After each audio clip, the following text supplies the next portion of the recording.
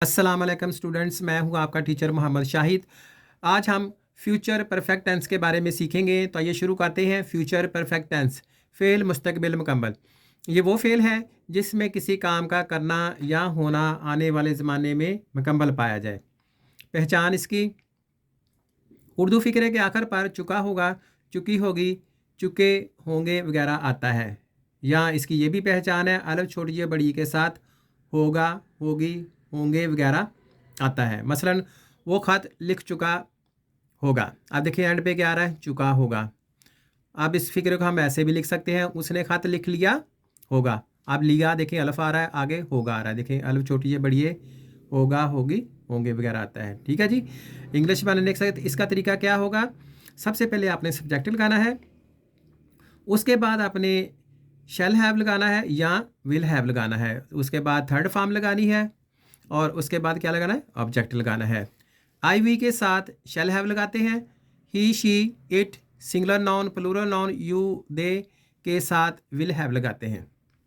ठीक है जी। आपने आई वी के साथ सिर्फ शैल हैव लगाना है और बाकी ये जितने भी सब्जेक्ट लिखे हुए हैं, he she it singular noun मैंने एक नाम एक चीज़ और प्लूरल नाउन एक से ज़्यादा के साथ आपने क्या विल हैव लगाना है।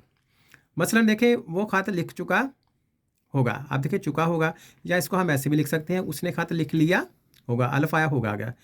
ही will have written a letter. देखें ही के साथ क्या है, विल हैव लगा दिया। He will have written a letter.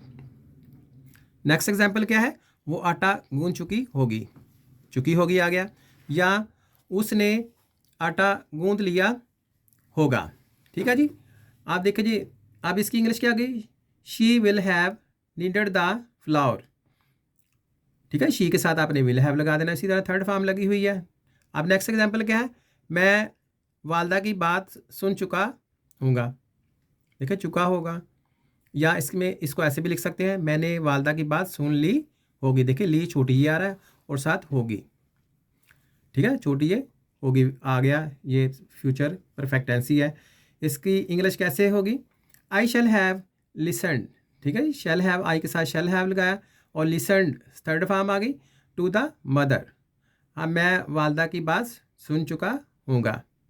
अब नेक्स्ट एग्जांपल क्या है, हम मेहनत कर चुके होंगे या हमने मेहनत कर ली होगी। वी हैव यानी sorry we shall have worked hard. ठीक है, देखिए वी के साथ शैल आ गया, हैव लगा, थर्ड फॉर्म लगी, we shall have worked hard. ये थे हमारे पॉजिटिव सेंटेंसेस।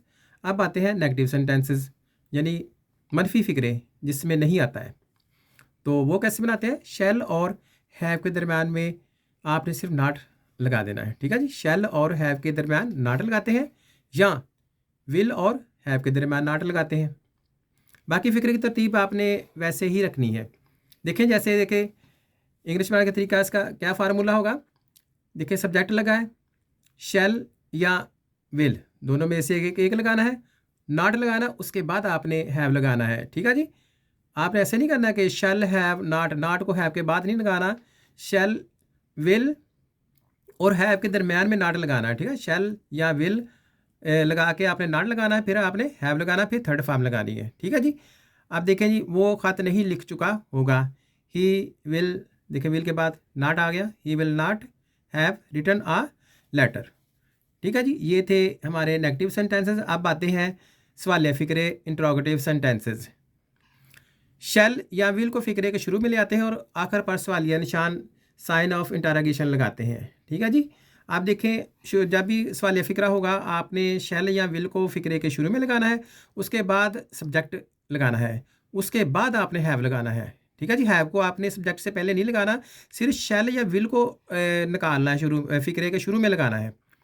शैल या विल, फिर सब्जेक्ट लगाना, फिर हैव लगाना, उसके बाद थर्ड फॉर्म उसी तरह, उसके बाद ऑब्जेक्ट। ठीक है जी। अब देखें जी, क्या वो ख़त लिख चुका होगा। ठीक है, क्या आ गया, चुका होगा, ये सवाल यह फ़िक्रा है। तो आपने क्या करना है, देखिए ही के साथ आपने विल लगाया था, विल को आप फ़िक्रे के शुरू में ले जाएं, will he have written a letter. सबसे पहले क्या लगाया, विल लगाया, फिर सब्जेक्ट लगाया, फिर हैव लगाया, थर्ड फॉर्म इस तरह। ठीक है, आखिर पर सवालिया निशान लगा दिया। अगर कोई सवालिया फ़िक्रा WH वाले अल्फाज why, where, when, what, who, whom से शुरू हो तो इनको फ़िक्रे के शुरू में ले आते हैं और इनके फ़ौरन बाद हेल्पिंग वर्ब यानी शैल या विल लगाते हैं। मसलन देखिए, तुमने झूठ क्यों बोला होगा। क्यों आ गया, क्यों की इंग्लिश क्या है, वाई। ठीक है जी। तो ये वाई से शुरू हुआ फ़िक्रा, तो इसको आपने सबसे पहले फ़िक्रे के शुरू में लगा देना है। अब उसके बाद आपने हेल्पिंग वर्ब लगाना है।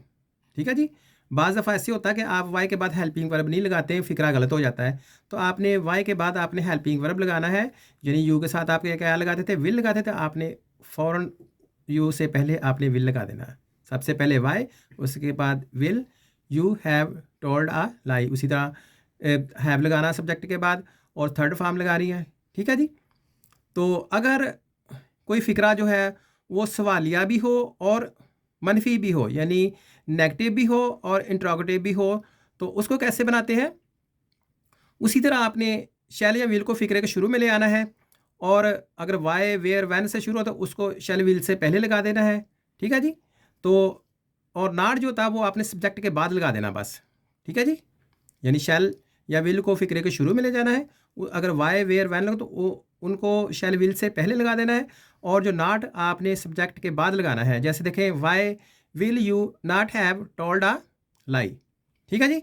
तो ये था हमारा फ्यूचर परफेक्ट टेंस। उम्मीद है कि आपको ये टेंस पसंद आया होगा। अगर पसंद आया तो काइंडली मेरे चैनल को सब्सक्राइब कर दें। अल्लाह ताला आप पर अपनी रहमत नाज़िल फरमाए और आपके इल्म में इजाफ़ा फरमाए। आमीन। अल्लाह हाफिज़।